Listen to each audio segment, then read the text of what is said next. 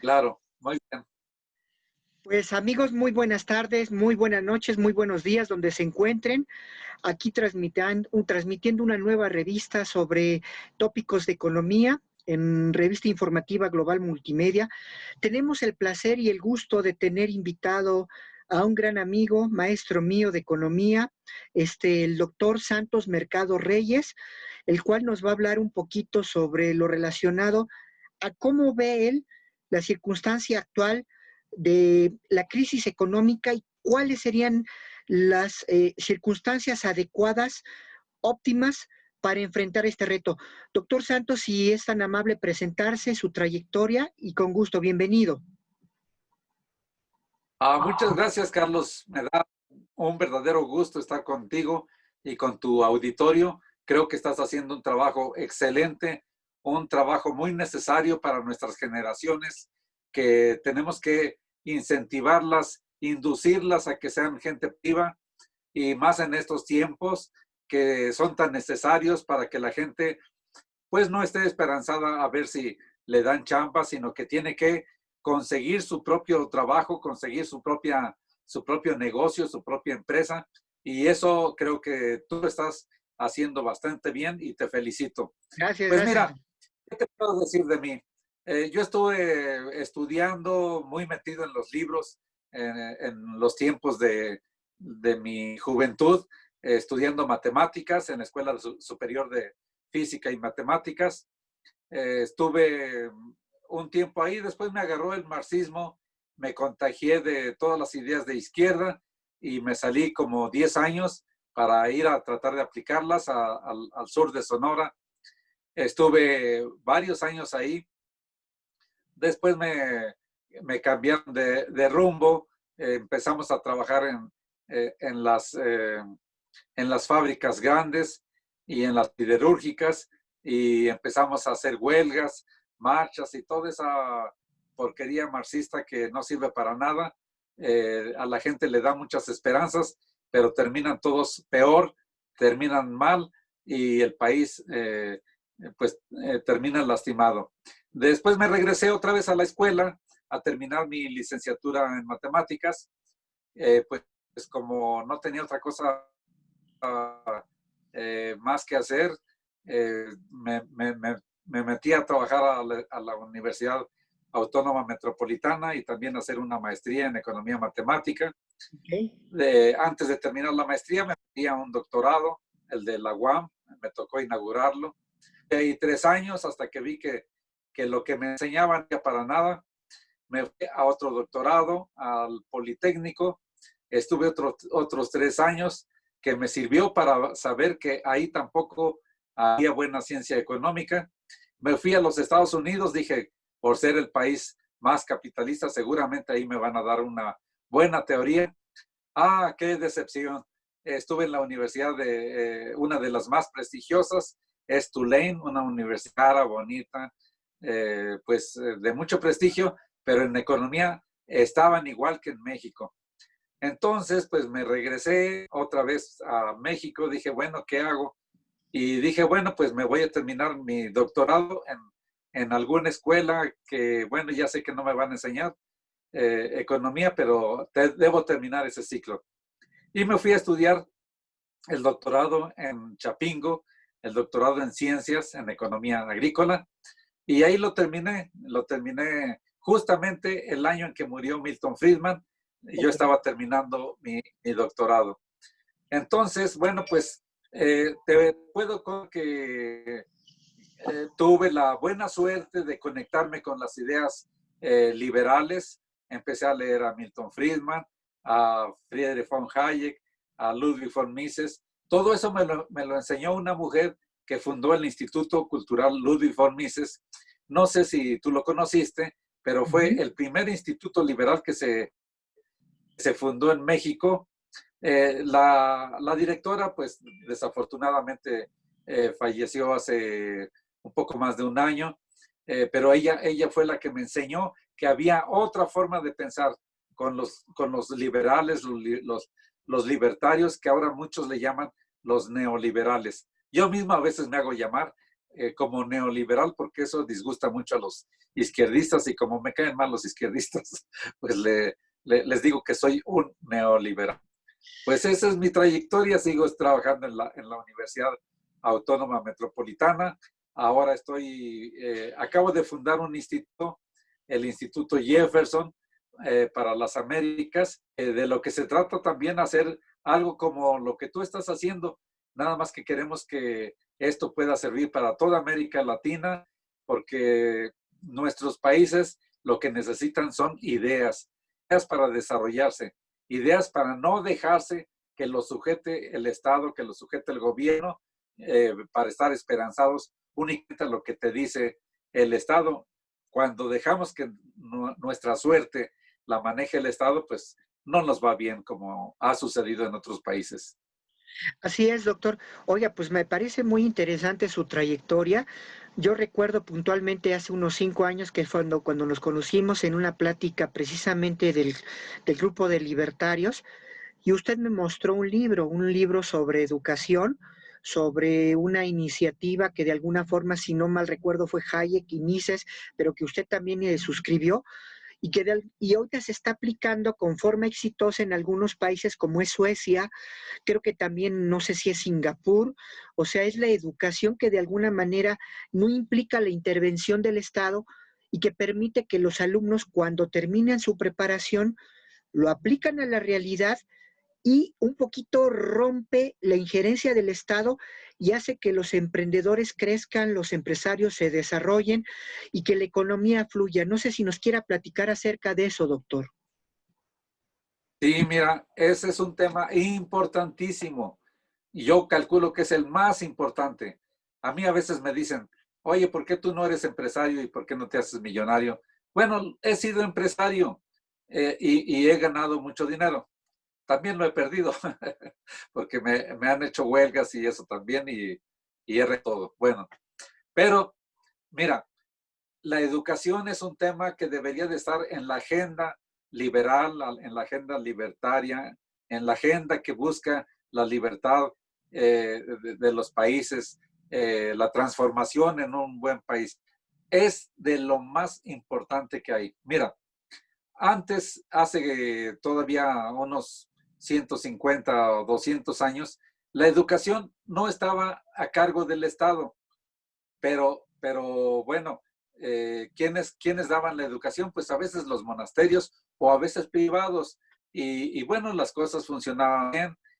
Cada ente privado, dueño de escuela, pues le da una inclinación que creía que era buena para el ente y funcionaba bien. Pero de pronto él empezó a aprovechar, a arrogar el derecho de ser el educador del pueblo y empezó a construir universidades y a meter un sistema que se llama sistema prusiano, en donde lo que hace es que el Estado construye con dinero de los impuestos, el Estado construye, el Estado contrata a los profesores y el Estado es el que dice quién puede entrar y quién no puede entrar. Y los que entran se sienten muy agradecidos pensando en que el Estado es muy bueno, que el gobierno les está haciendo un gran favor y no ven que todo ese dinero pues es gracias al esfuerzo de la iniciativa privada, de empresarios privados, así como tú y la gente productiva. Y el Estado pues se aprovecha porque entonces les hace creer que el bueno es él. Y lo que hace es crear gente dócil, gente que se educa para ser empleado, para guardar un puesto, para tener un puesto burocrático. Y por eso es que muchos, cuando terminamos las escuelas, lo primero que hacemos es andar buscando una chamba, porque no se nos abre otra perspectiva que ser un buscador de chamba. Yo no digo que los empleados o que ser empleado sea malo, pero, pero lo que estamos viendo es que ahí se pierde el talento de mucha gente que podrían ser grandes creadores, grandes comerciantes, gente que importe, gente que exporte, que pueda innovar, gente que pueda manejar dinero. Fíjate, no hay en México, por ejemplo, ninguna escuela que sea capaz de formar banqueros. Eso no existe en México. Y cualquiera, aunque sea un grupo poderoso que quiera poner un banco en México, le cuesta mucho trabajo, prácticamente es algo que está vetado para la gente y eso no debería de ser. La gente debería aprender a manejar dinero desde pequeños, desde, desde ahorrar un centavo, ahorrar, darles el sentido del ahorro, el valor del dinero, el valor del ahorro para que después puedan invertir o que puedan hacerse ellos mismos responsables de su vejez. Bueno, toda esa cultura empresarial es la que no se enseña en las escuelas, ni en las primarias, ni en las secundarias, ni en las preparatorias y menos en las universidades. Entonces, ¿qué quiere decir eso? Pues que estamos desperdiciando un gran talento, una masa de todos esos jóvenes que bien podrían ser grandes creadores y simplemente los convertimos en empleados de quincena. Y hoy, más que nunca, se va a ver que eso es un fracaso rotundo. ¿Por qué? Pues porque mucha gente que así entramos para buscar chamba, ahora que el gobierno mexicano está destruyendo la economía, y no solo en México, sino en todos los países, aprovechándose de esto del coronavirus. Entonces, están cerrando muchas empresas y muchos negocios, muchas pymes, y la gente está perdiendo su trabajo, no solo en el sector privado, también en el público, y la gente no sabe qué hacer, no sabe qué hacer porque no nos acostumbraron a manejar el dinero, a ser productivos, a poner nuestras empresas, a tomar negocios, a tomar riesgos. Y bueno, pues entonces eso quiere decir que vamos a sufrir las consecuencias de no tener esa cultura empresarial. Pero no es tarde, Carlos. Podemos empezar desde ahora a darles a los jóvenes una nueva perspectiva para que no sigan pensando que el futuro está en hacer una licenciatura. Mucha gente, tú sabes, ha podido ser grandes empresarios, grandes comerciantes, que no es malo ser comerciante. Fíjate, una de las cosas malas que tiene la educación pública y privada es que nos enseña que el comercio es malo. Al contrario, tú sabes que el comercio es la única actividad que genera riqueza. Y sabes, por ejemplo, que los países que prosperaron, si tú ves el caso de los fenicios, de los arameos, de los griegos, de los romanos, ¿sabes por qué progresaron? Porque comerciaban, porque el gobierno no se atrevió o no supo detener a la gente para que pudieran vender, comprar, importar, exportar, llevar con sus camellos a todos lados. Y esos fueron los pueblos que prosperaron gracias al comercio. Pero cuando un gobierno se mete a lastimar al comercio, sea con impuestos, sea con regulaciones, sea con algunos otros reglamentos, pues cuando lastimas al comercio todo se viene para abajo. Eso es algo que deberíamos de aprender. Y si lo aprendiéramos, fíjate nada más, por ejemplo, en estos tiempos tan difíciles que la gente no sabe qué hacer, lo que uno tiene que decirles, pues empieza por comerciar, empieza por aprender a vender. Vende lo que quieras, vende lo que puedas. No estés esperando a ver si te dan permiso, a ver si consigues una licencia del gobierno para vender. No, tú vende lo que se te ocurra. Ya si te cae el gobierno, pues ya verás cómo te las arreglas. Pero por lo pronto, aprende a vender porque eso es lo que te va a sacar a ti de tu mala situación y eso va a beneficiar a muchos. Fíjate nada más, un solo chicle que vendas, que alguien se ponga a vender, genera muchos beneficios que no se alcanzan a ver porque eso necesita uno entenderlo. Pero mira, cuando alguien vende un chicle, pues está beneficiando al que le vendió la caja de chicles, al que hizo el celofán para vender, para envolver la caja de chicles, al que hizo el cartón, al que hizo la pintura, a los campesinos que sacan el chicle de los árboles de chicle o no sé de dónde, a los que lo transportan. O sea, beneficia a mucha gente. Entonces, si uno entendiera eso, debería, como mexicano o como cualquier persona que habita en cualquier país, uno debería defender al comercio, cuidar que nadie lo dañe, que si tú ves que un campesino llega a vender sus papas o su frijol o sus jitomates en la esquina, déjalo que venda y nadie lo debe molestar. Ningún policía, ningún inspector, claro, mientras no estorbe a los demás, si no está estorbando, déjalo que venda. Y eso, si recuperamos la libertad de vender, de comercializar todo lo que se pueda, eso es lo que va a empezar a mover la economía y podemos conseguir una recuperación económica más pronto, lo más pronto posible, que es lo que nos hace falta ahora. Sí, me llama mucho la atención, doctor, dos cosas que nombro. Ahorita lo que nos comenta que es muy cierto desde la casa o en la educación tradicional en la escuela, no necesariamente que nos enseñen a comerciar. Recuerdo hace unos días platicaba con una persona en la calle y algo me decía de que desde la escuela te enseñan a que el comercio es malo. Pero lo curioso que me llama la atención con la explicación que ahorita tú nos da, doctor, es en el sentido de que pues normalmente estamos recomendando muchas cosas, que la película tal, que la ropa tal, que el restaurante tal, y no nos pagan, ¿sí? Pero cuando se ve implicado el hecho de ofrecer algo porque yo voy a obtener una ganancia, ya lo vemos malo. Recordaba esa señora hace unos días en la Plaza Cibeles que me comentaba esa situación sobre que pues a ella desde chica en la primaria, lo que usted comenta, muy cierto, que le decían los maestros, no, ¿cómo vas a comerciar? ¿Cómo vas a hacer negocio? Yo creo que hasta para, si vamos a buscar una pareja o tener un noviazgo, pues nos tenemos que saber vender, ya sea la chica o el hombre, hacia su pareja, ¿no? ¿Cómo sabernos vender para que nos acepte?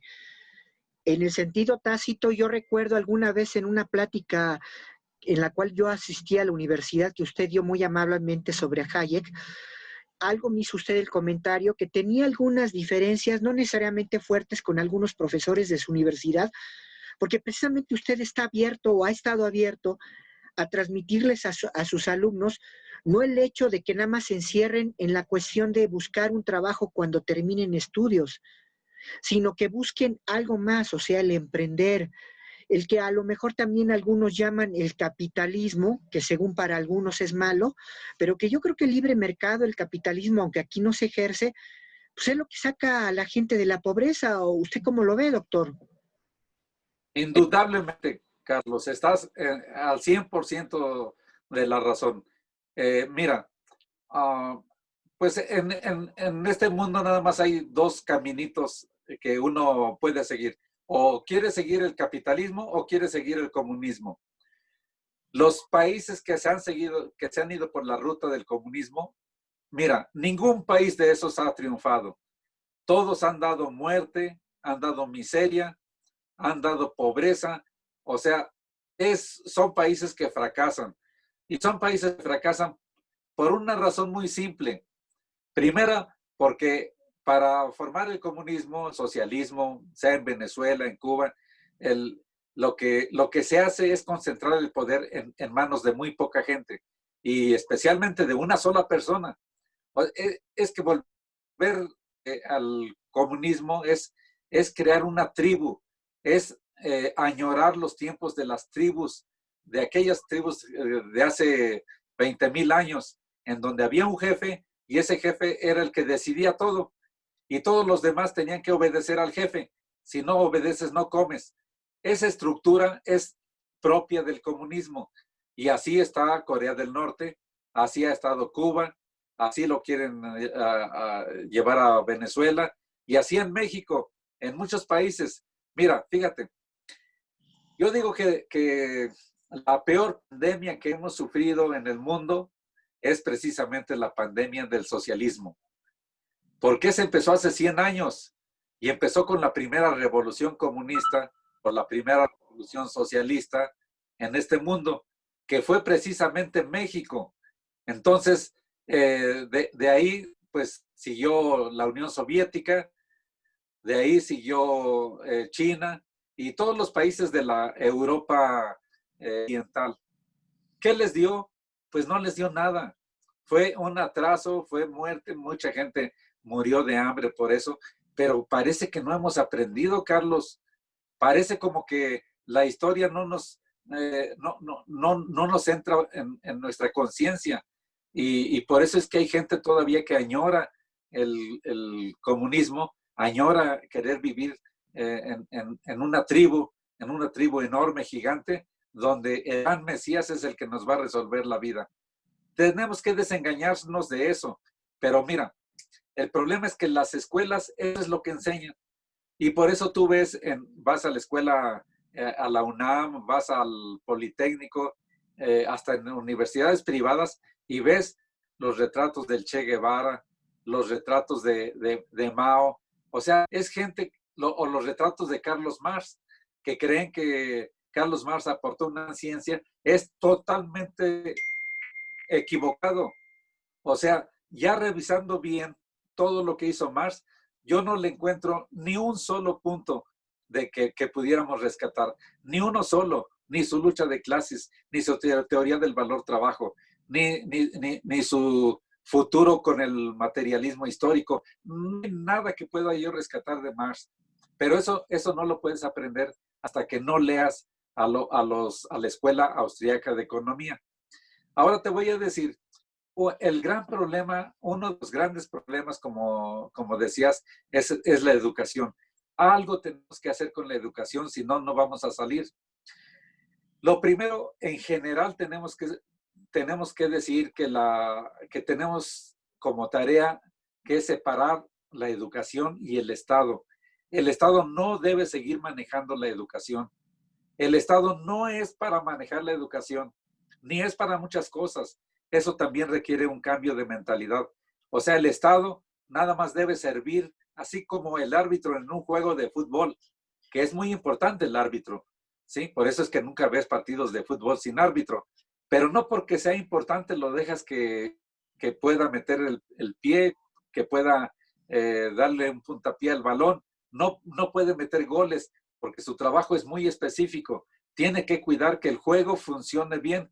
Y así es el gobierno. Nada más debería cuidar que los mercados funcionen bien. Es decir, que no haya robos, que nadie te mate, que nadie haga fraudes. Y con esas tres tareas, si las cumpliera bien el gobierno, con eso el país prosperaría mucho. Ahora, el problema es cómo hacemos que cambie la educación en México. Como te decía, en general tenemos que pensar en una separación. Así como se separó la iglesia del Estado, lo mismo tenemos que hacer, separar la educación del Estado. Ahora, ¿cómo se separa? Una primera medida fue una idea genial de Milton Friedman.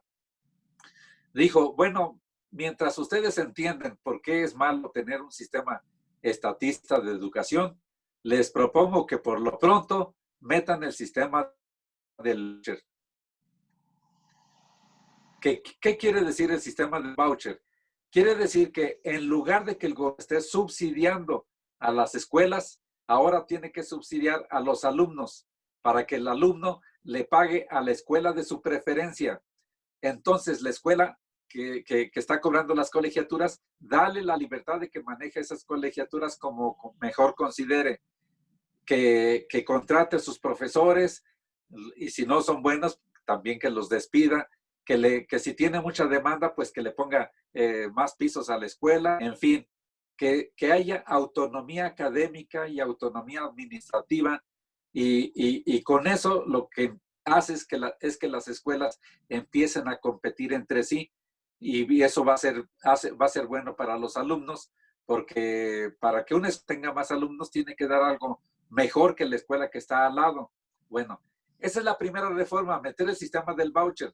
Y si te fijas, no estoy hablando de que se privaticen las escuelas, que me encantaría, y de hecho se debe hacer, pero no estoy hablando de eso para que la gente no se asuste y la izquierda no venga a decir, es que lo que quieren hacer es privatizar. No estamos privatizando, porque privatizar quiere decir que el gobierno le venda la escuela a alguien, que le diga, bueno, a ver, Carlos, te voy a vender la UNAM y ya tú sabrás qué haces con ella. No se está diciendo eso. Sí, simplemente está diciendo, el dinero va a fluir por la mano del estudiante. Quiere decir que el estudiante, el que se atrevió a estudiar, a prepararse mejor, no le va a costar por estar estudiando, que no es algo muy bueno, pero vamos a ponerlo así. Sigue siendo educación gratuita, pero sin subsidiar escuelas. Se subsidia al estudiante, cada mes le da su cheque, enero le da su cheque, paga la colegiatura, y en febrero va y saca otro cheque, paga la colegiatura, y así está cada mes dándole el dinero, la colegiatura a la escuela. Bueno, pues parece increíble, pero ese simple mecanismo, que no consiste en gastar más dinero, es el mismo que ya está. Ese simple mecanismo de triangular el dinero hace que las escuelas se aviven y empiecen a cambiar su forma de pensar. Los profesores ya se empiezan a poner las pilas porque saben que si no dan una buena educación, un buen servicio educativo, pues los alumnos no van a pagar la colegiatura y van a depender de la colegiatura que paguen los alumnos. Así que se ponen a trabajar mejor. Los trabajadores de limpieza, los jardineros, hacen mejor su trabajo. Todo funciona mejor simplemente por un mecanismo tan simple, metiendo el sistema del voucher. Y esa es tan solo la primera medida. La segunda medida consiste en crear un sistema bancario o un banco, si tú quieres, o una financiadora que, mira, el estudiante, ok, va a recibir su cheque y él lo paga, no se queda con ningún centavo. Además, el cheque es intransferible, no lo puede llevar a la cantina, no lo puede cambiar en el centro comercial, es únicamente para pagar colegiatura. Ahora, pero si el estudiante no tiene recursos propios, si papi o mami les llega a ocurrir algún accidente y ya no recibe el apoyo de ellos, entonces es posible que fracase. Y si fracasa un estudiante, no es solo el fracaso del estudiante, es un fracaso de todos nosotros, porque ese estudiante podría haber sido una persona muy útil para la sociedad. Bueno, pero el mecanismo no es regalarle el dinero, el mecanismo es crear sistemas de crédito para decirle al estudiante, ¿sabes qué? Aquí tienes el dinero para que termines tus estudios y cuando termines empieces a trabajar, poco a poco nos regresas el dinero. ¿Por qué lo tienes que regresar? Porque ese dinero va a servir para financiar a otros. Es decir, le damos capacidad al estudiante para que pueda realizar su carrera y después se haga una persona productiva y vamos a estar mejor así todos nosotros. La tercera reforma, Carlos, consiste, eso pues depende cómo va avanzando el pensamiento de gente, de todos los profesores, pero a mí me encantaría que los profesores se hicieran dueños, propietarios de la escuela donde están trabajando. ¿Por qué necesito que sean propietarios? Porque necesito que cambien su mentalidad, que dejen de pensar como un burócrata de quincena, que digan, bueno, si hacemos mejor nuestro trabajo, si innovamos nuestros sistemas de aprendizaje, pues vamos a estar mejor porque vamos a tener más clientes y nuestros sueldos van a mejorar y vamos a, como vamos a ser dueños de la escuela, pues ahí tenemos un patrimonio, tenemos una acción que al rato te quieres jubilar, bueno, pues puedes retirarte de trabajar, pero tu acción sigue trabajando. En lugar de pensión, estás recibiendo ganancias de tus acciones. Y si al rato quieres vender esa acción, pues tú la ofreces en el mercado, el que la quiera. Eso se ofrece como si fuera una empresa cualquiera y entonces ya recibes nada más que te da de beneficios. Bueno, si vendiste tu acción, pues la vendes bien y eso quiere decir que te puedes hacer responsable de tu vida futura, de tu vejez, en lugar de estar esperando a que te dé un cheque el gobierno. ¿Cómo ves las reformas, Carlos? Pues doctor, me parecen muy interesantes estos aspectos que usted propone, en el sentido de reformar la educación. Sabemos que hay muchos intereses dentro del sector educativo, pero al parecer mucho de lo que usted nombra ya ha funcionado en otras latitudes del planeta. Y yo tengo entendido que tanto eso ya se está aplicando en Suecia, en Finlandia y en algunos lugares, y por eso demuestran a nivel mundial por qué su crecimiento ha sido muy favorable.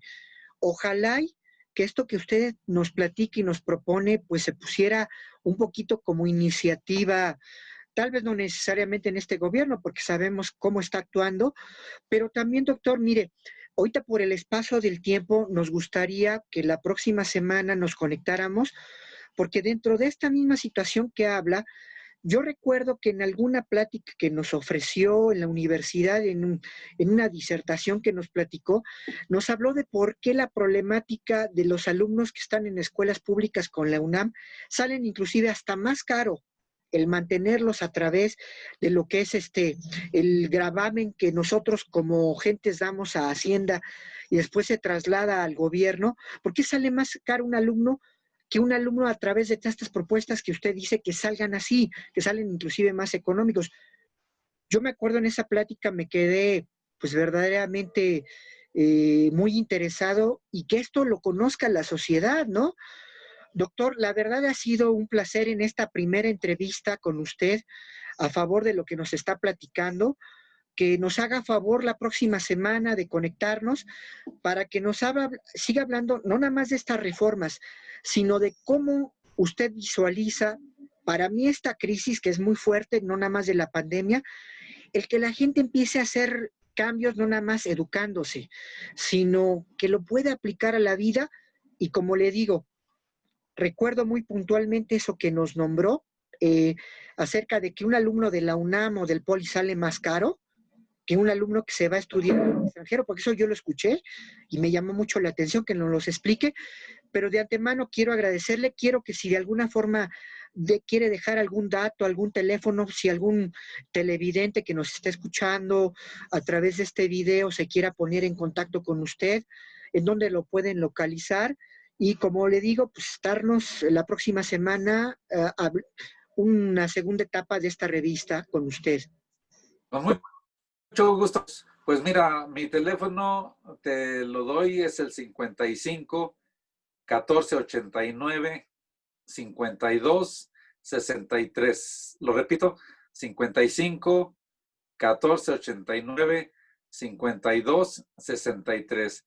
Y me pueden leer, pues mis artículos están en asuntoscapitales.com o también ahora en una de la Jefferson, del Instituto Jefferson, que estamos ahí tratando de levantarlo también y que me gustaría también invitarte en algún momento Gracias, que gracias. puedas, con mucho gusto. Y pues sí, acepto tu ofrecimiento. Me gustaría que el jueves de la semana que entra nos pudiéramos conectar y Claro. te cuento sobre eso de la educación. Es tremendo, tremenda la crisis y tremendo el gasto, un gasto indebido, inútil, que manejado de otra podría dar muy buenos resultados. Pues muchas gracias, Carlos, por tu entrevista y pues estoy a tus órdenes. Gracias, muy buenas tardes, doctor. Pues aquí nos estamos viendo el próximo jueves con el doctor Santos en Revista Informativa Global Multimedia. Soy Carlos Jiménez. Gracias, doctor Santos. Estamos en contacto la próxima semana. Buena tarde. Claro que sí. Buena tarde. Hasta